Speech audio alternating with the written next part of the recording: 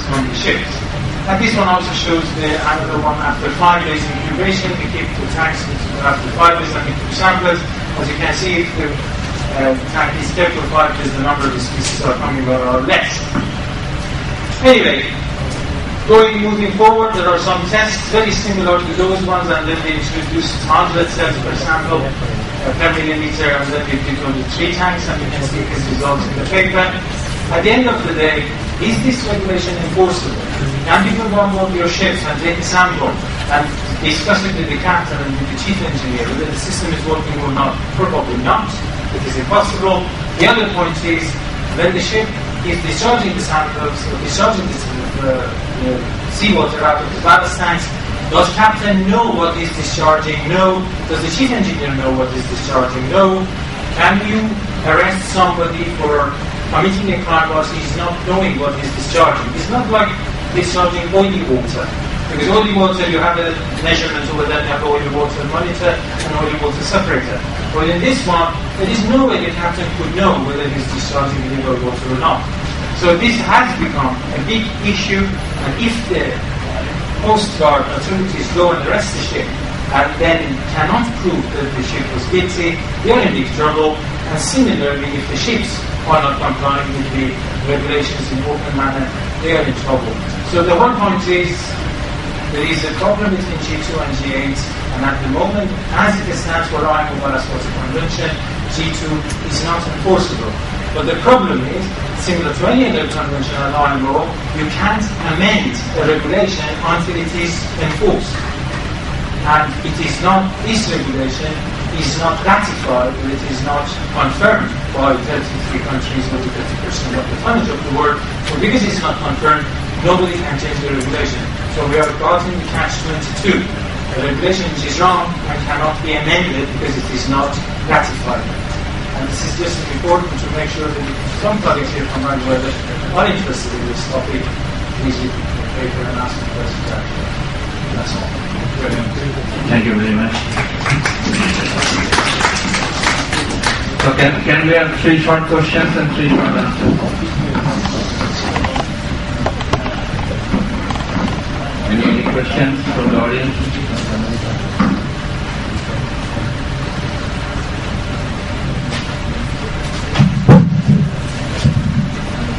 Thank you, sir.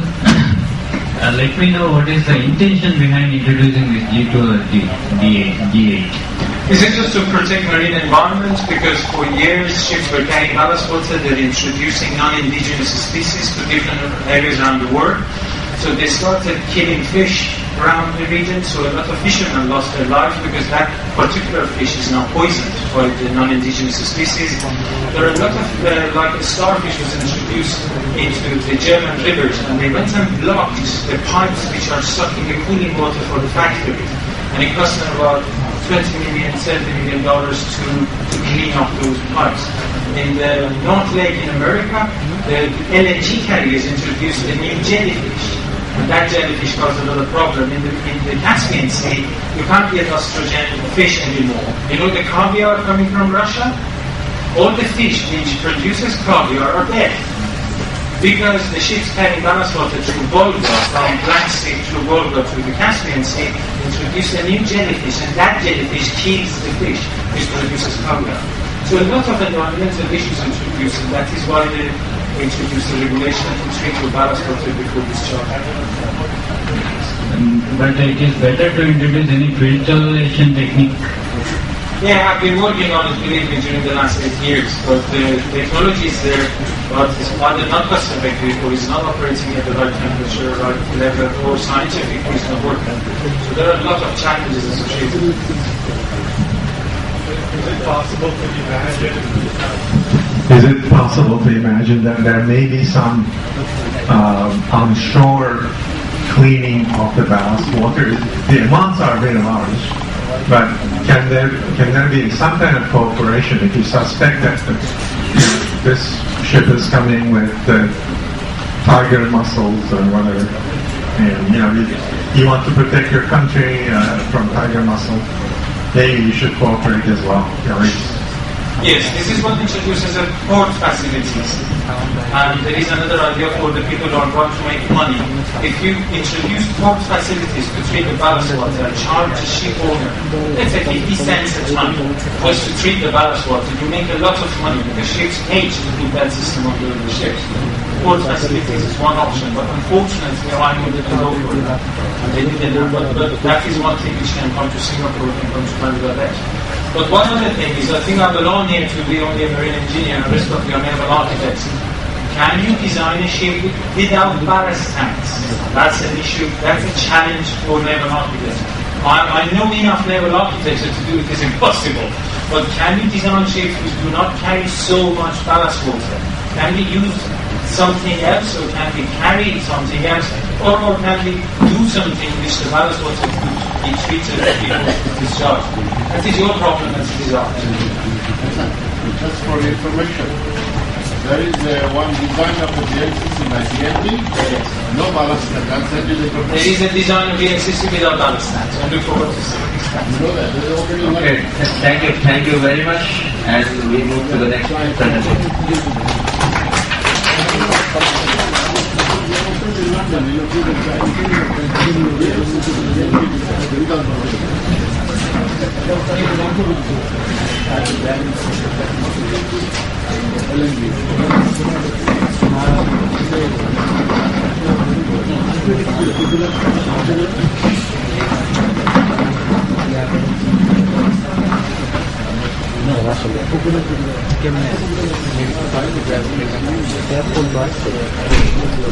Please, Mr. MTLSN, quickly, and request you to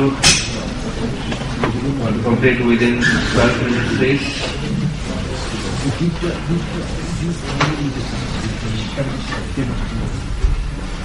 Hello, good afternoon. I'm Mohammad Tanvir.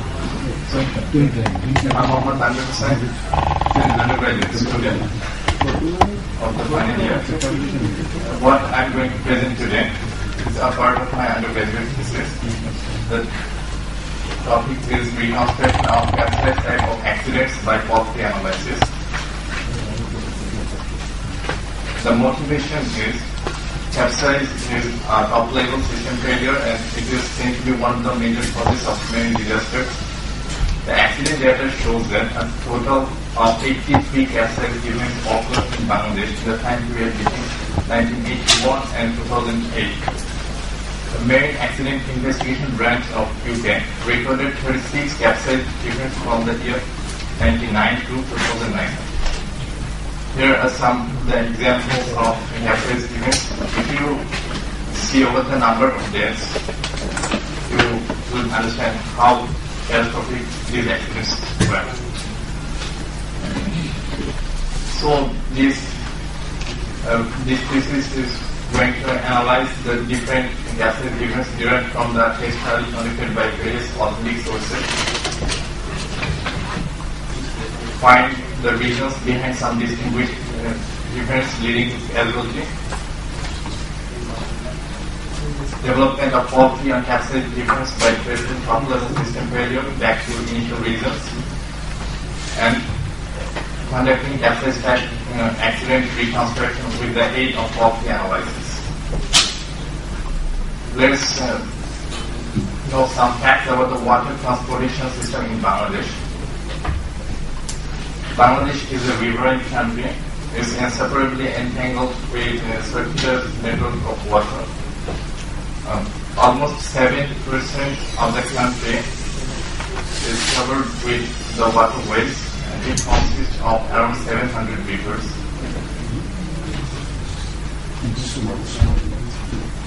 If we see that IWT plays a vital role in the life of rural poor people, as we see that 49% of the rural people having access to IWT can afford only IWT, which is 12.3% of the total rural people. So it can play a vital role in poverty reduction.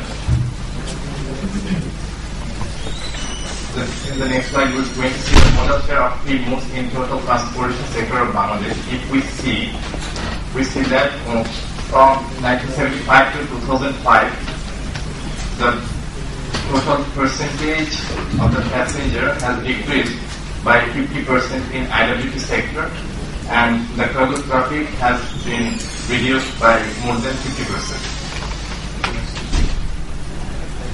What is the reason behind that decline? Just two obvious reasons. First is the low budget allocation in editing, and the next is the high frequency of marine accidents. Almost 9,000 deaths and missing have been reported in the past 25 years due to passenger ferry accidents. Before going to the main body of the presentation, I'm going to tell about the data collection process. The primary